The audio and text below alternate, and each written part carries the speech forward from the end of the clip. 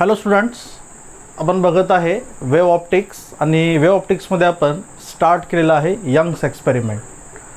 आपल्याला माहीत आहे using Young's experiment we actually obtain the interference pattern due to superposition of light from two different sources. Okay, आणि हाच Young's experiment आपण मागच्या व्हिडिओ लेक्चरमध्ये आपण दोन वेगवेगळ्या पद्धतीने एक्सप्लेन केला. एक व्हाईट बोर्डवर आणि दुसरं आपण त्याचं ॲनिमेशनच्या फॉर्ममध्ये पण एक्सप्लेनेशन बघितलं. नाव एक तिसऱ्या वेने आपल्याला ह्याच यंग्स एक्सपेरिमेंट अजून स्टडी करता येईल की जेणेकरून तुम्हाला अजून ते व्यवस्थित कळेल. आता या यंग्स एक्सपेरिमेंटमध्ये आपण काय कन्सिडर करत आहे, एक लॉंग हॉलो क्युबिकल बॉक्स आपण घेत आहे अशा प्रकारचा. ज्या क्युबिकल बॉक्समध्ये आपण दोन सेपरेशन किंवा दोन पार्टिशन आपण फॉर्म केले ड्यू टू सच आपल्याला सांगता येईल कार्डबोर्ड शीट. अशा या कार्डबोर्ड शीटचा यूज करून आपण या पूर्ण मेटल ब्लॉक्सला डिव्हाइड केलं 3 सेक्शनमध्ये, 1, 2 आणि 3. त्यापैकी याच बॉक्स जो आहे या बॉक्सचा हा जो सरफेस आहे, इनर सरफेस, तो ॲक्च्युली आपण यूज करत आहे ॲज अ स्क्रीन म्हणून की ज्याच्यावर आपण इंटरफेरन्स पॅटर्न ऑब्झर्व करत आहे. ओके, नाव हा जो फर्स्ट सेक्शन आहे या फर्स्ट सेक्शनमध्ये आपण सोर्स ऑफ लाईट प्लेस करत आहे एस, की जो आपल्यामधून लाईटला एमिट करत आहे. एस या सोर्समधून बाहेर पडणारा लाईट आपल्याला माहीत आहे फर्स्ट कार्डबोर्डवर जे स्मॉल स्लिट, थिन स्लिट, आपण व्हर्टिकल स्लिट इथे फॉर्म केली, एक फटी, आपल्याला माहिती आहे स्लिट म्हणजे एक फट, व्हर्टिकल स्लिट आपण इथे फॉर्म केली. ओके, नाव याच व्हर्टिकल स्लिट एसपासून इक्विडिस्टन्सवर जो सेकंड कार्डबोर्ड आपण इथे ठेवलेला आहे, ज्या सेकंड कार्डबोर्डवर आपण 2 narrow thin slits side by side आपण इथे प्रोड्यूस केलेले आहेत, ज्याला आपण सिम्पली कन्सिडर करत आहे S1 आणि S2. आणि हे दोन्ही स्लिट्स या स्लिट्सपासून आपण कन्सिडर करत आहे इक्विडिस्टन्सवर आहे. ओके, नाव याचं वर्किंग आपल्या इथे डिस्कस करता येईल. अगेन एस या आर्टिफिशियल सोर्समधून बाहेर पडणारा लाईट आपल्याला माहिती आहे वेव्हफ्रंटच्या फॉर्ममध्ये या सेक्शनमध्ये ट्रॅव्हल करेल आणि तो इन्सिडंट होत आहे फर्स्ट पार्टिशनवर किंवा फर्स्ट कार्डबोर्डवर. आपल्याला माहीत आहे की वेव्हफ्रंटच्या फॉर्ममध्ये ट्रॅव्हल होणारा हा लाईट जेव्हा फर्स्ट कार्डबोर्डवर इन्सिडंट होत आहे तर या फर्स्ट कार्डबोर्डवर असणारी जी ही स्लिट आहे, ही जी फट आहे, ही आपल्यामधून, लक्ष द्या इकडे, याच्यामधून बाहेर पडणाऱ्या वेव्हफ्रंटमधले काही पॉईंट या स्लिट्समध्ये आपल्याला एंटर होताना दिसतील. याचा अर्थ ही स्लिट आपल्याला एक्झॅक्टली बिहेव करताना दिसेल as a linear secondary source. Okay, because these slits is actually illuminated by this main source. Therefore this vertical slit exactly behave as a linear secondary source. आणि आपल्याला माहीत आहे कुठलाही लिनियर सोर्स जर असेल तर हा लिनियर सोर्स आपल्यापासून फायनाईट डिस्टन्सपर्यंत ज्या वेव्हफ्रंट एमिट करतो त्या कोणत्या राहतात, सिलेंड्रिकल वेव्हफ्रंट. त्यामुळे एस या नॅरो स्लिटमधून बाहेर पडणाऱ्या सगळ्या सिलेंड्रिकल वेव्हफ्रंट आपल्याला या सेकंड पार्टिशनमध्ये आपल्याला ट्रॅव्हल करताना दिसतील, सेकंड कंपार्टमेंटमध्ये आपल्याला ट्रॅव्हल करताना दिसतील in the form of cylindrical wavefronts. आणि आपल्याला माहीत आहे की या 2 नॅरो व्हर्टिकल स्लिट्स ज्या साईड बाय साईड आपण इथे प्लेस केलेल्या आहेत त्या यापासून इक्विडिस्टन्सवर असल्यामुळे एकच सिलेंड्रिकल वेव्हफ्रंट जी S1 या स्लिटवर इन्सिडंट होत आहे, सायमल्टेनियसली ती पुन्हा कशावर इन्सिडंट होणार, S2. आपल्याला माहिती आहे एकाच वेव्हफ्रंटवर असणारा प्रत्येक पॉईंट कशा असतात, फेजमध्ये. त्यामुळे S1 आणि S2 या दोन्हीही स्लिटमध्ये एंटर होणारे जे एकाच वेव्हफ्रंटचे पॉईंट्स आहेत ते पण कसे राहतील, सेम फेजमध्ये. त्यामुळे S1 आणि S2 अगेन आपल्याला सेकंडरी लिनियर सोर्सेससारखं बिहेव करताना दिसतील. आणि दोन्हीही सेकंडरी लिनियर सोर्सेससारखं बिहेव करताना दोघांमधून बाहेर पडणारा लाईटचा फेज कसा आहे, सेम, की ज्यामुळे यांचा फेज डिफरन्स हा आपल्याला कॉन्स्टंटली काय दिसतो, 0, जो कॉन्स्टंटली आपल्याला मेंटेन राहताना दिसतो. बिकॉज आपल्याला माहिती आहे या 2 नॅरो स्लिट्स ॲक्च्युली आपल्याला बिहेव करताना दिसतात as a image of this single slit. या एका सिंगल स्लिटच्या या 2 काय आहेत, इमेजेस आपल्याला असल्यासारखं बिहेव करताना दिसत आहे. का? कारण आपल्याला माहीत आहे की जी एक सिंगल वेव्हफ्रंट एका स्लिटवर इन्सिडंट होत आहे तीच वेव्हफ्रंट फर्दर कशावर इन्सिडंट होत आहे, S2वर.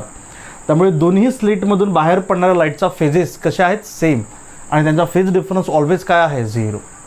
त्यामुळे आपल्याला माहीत आहे दोन्ही नॅरो स्लिट आपल्यामधून ज्या सेकंडरी वेवलेट्स एमिट करतील, लिनियर सोर्स असल्यामुळे सेकंडरी सिलेंड्रिकल वेवफ्रंटच्या फॉर्ममध्ये, दोघांमधून बाहेर पडणाऱ्या त्या सिलेंड्रिकल वेवफ्रंट एवढ्या सेक्शनमध्ये, ओके, या कंपार्टमेंटमध्ये एकमेकांमध्ये आपल्याला काय दिसत आहेत, मिक्सअप होताना दिसत आहेत.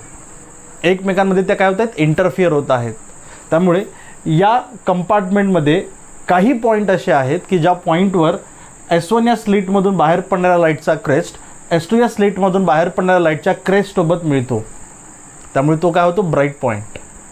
आणि काही असेही पॉईंट या सेक्शनमध्ये आहेत की ज्या पॉईंटवर S1 या स्लिटमधून बाहेर पडणाऱ्या लाईटचा क्रेस्ट S2 या स्लिटमधून बाहेर पडणाऱ्या लाईटच्या ट्रपसोबत मिळत आहे. त्यामुळे त्या पॉईंटवर लाईटची इंटेन्सिटी काय होत आहे, कमी. त्यामुळे त्याला काय म्हणतो आपण, डार्क पॉईंट.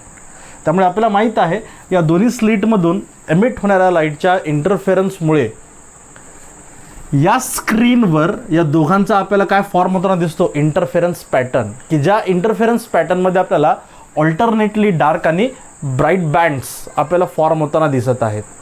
इथे आपण जो इंटरफेरन्स पॅटर्न तयार होत आहे या स्क्रीनवर, या इंटरफेरन्स पॅटर्नमध्ये ब्राईट बँड्सला आपण शो केलं रेड कलरच्या मार्क्सनी आणि डार्क बँड्सला आपण इथे शो करत आहे ब्लॅक कलरच्या मार्क्सनी. त्यामुळे ऑल्टरनेटली डार्क आणि bright bands of equal length and equidistance आपल्याला एकमेकांपासून इथे फॉर्म होताना दिसत आहे या स्क्रीनवर, ज्याला आपण या दोन्ही स्लिटमधून बाहेर पडणाऱ्या लाईटचा काय म्हणू शकतो, इंटरफेरन्स पॅटर्न. ओके, अशा प्रकारे इंटरफेरन्स ऑफ लाईट आपल्याला ऑकर होताना दिसत आहे due to superposition of light from two different sources. आणि हे सर्व आपल्याला एक्सप्लेन केलं यंग्सनी त्याच्या एक्सपेरिमेंटमध्ये, ज्या एक्सपेरिमेंटचे आपण हा एक वेगळा ॲस्पेक्ट आपण इथे डिस्कस केलेला आहे की जेणेकरून तुम्हाला अजून मोस्ट क्लिअर होईल या गोष्टी. कळलं सगळ्यांना? आता सपोज इमॅजिन करा, ह्या ज्या स्लिट्स आपण इथे ड्रॉ केला, या स्लिट्सला जर आपण रोटेट केलं 90 डिग्रीने, तिन्ही स्लिट्सला, म्हणजे जी व्हर्टिकल स्लिट आहे त्याला आपण आता हॉरिझॉन्टल केलं, असं केलं.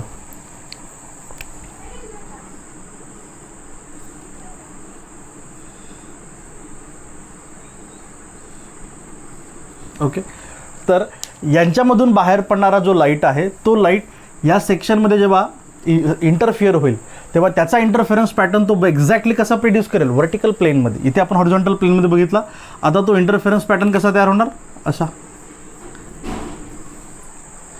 आहे लक्षात? This is how an interference of light takes place due to superposition of light from two different sources. कळलं सगळ्यांना आहे ना? आता याच इंटरफेरन्स ऑफ लाईटला आपल्याला डिस्कस करायचं अजून डिटेल्समध्ये. ओके, इथे आपण या ज्या स्लिट्स इथे ड्रॉ केल्यात,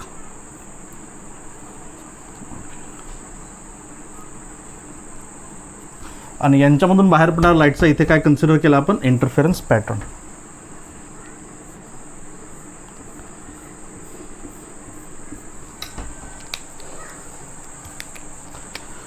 these are bright bands आणि हे आहेत dark bands between them. Okay, now आता इथे तयार होणारा जो इंटरफेरन्स पॅटर्न आहे, हा इंटरफेरन्स पॅटर्न कुठल्या कुठल्या फॅक्टरवर डिपेंड करत आहे ते इथे आपल्याला डिस्कस करायचं नाव. ओके, सपोज आपण कन्सिडर करत आहे distance between this two slits and screen, हे आपण कन्सिडर करत आहे कॅपिटल डी आहे. ओके, इफ नाव आपण या स्लिट, हा जो कार्डबोर्ड आहे ज्यावर दोन स्लिट्स आपण ड्रॉ केल्या, याला जर आपण सायमल्टेनियसली मूव्ह करत असेल टुवर्ड्स दी स्क्रीन, की जेणेकरून कॅपिटल डी काय होत आहे, डिक्रीज होत आहे. ओके, तर आपल्या असं लक्षात येत आहे the separation between slits, fringes और बँड्स, हा जो फ्रिंज इथे तयार होत आहेत, ब्राईट आणि डार्क फ्रिंजेस, और ज्याला आपण बँड पण म्हणू शकतो. ओके, आपल्याला माहिती आहे यांच्यामधलं सेपरेशन काय होतं आहे, इन्क्रीज होत आहे. दॅट मीन्स ब्राईट बँड ज्या आहेत they are found to be separated from each other. त्यांच्यामधलं डिस्टन्स,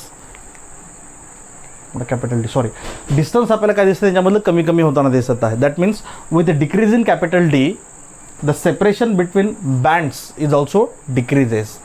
लक्षात, if capital D decreases then separation between bright fringes और बँड्स, फ्रिंज किंवा बँड, याला आपण बँड पण म्हणू शकतो, bands decreases. Okay, this is the first thing जे आपण डिस्कस करत आहे, दॅट इज हा इंटरफरन्स पॅटर्न कुठल्या कुठल्या फॅक्टरवर डिपेंड करत आहे त्यावर. कळलं आहे. नाव दुसरं, सपोज या दोन्ही स्लीटमध्ये असणारं जे सेपरेशन आहे या ते आपण कन्सिडर करू स्मॉल डी आहे. ओके, नाव जर या दोन स्लीटला आपण एकमेकांच्या जवळ आणलं तर ब्राईट बँडमधलं डिस्टन्स आपल्याला काय दिसते, इन्क्रीज होताना दिसते. दॅट मीन्स इथे आपल्याला बघता येईल second factor, if small d decreases then separation, okay, separation between bands increases. Okay, suppose हे सेपरेशन आहे, या सेपरेशनला आपण रिप्रेझेंट करू एक साइन, सपोज एक्सने. Okay, the distance between two bright band in this interference pattern, याला आपण सपोज कन्सिडर करू एक्स. दॅट मीन्स याच्यावर आपल्याला सांगता X is directly proportional to capital D. Here X is inversely proportional to small d. आपल्याला माहिती आहे x increase होता है if D decreases, x increase होता है इफ डी इन्क्रीजेस. ओके, नाव अजून एक, सपोज हा जो लाईट आहे या लाईटची आपण वेवलेंथ इन्क्रीज करत आहे. दॅट मीन्स इनिशियली आपण इथे ब्ल्यू कलरचा लाईट यूज करत आहे आणि त्याचा इंटरफेरन्स पॅटर्न इथे आपण डिस्कस करत आहे किंवा ऑब्झर्व करत आहे.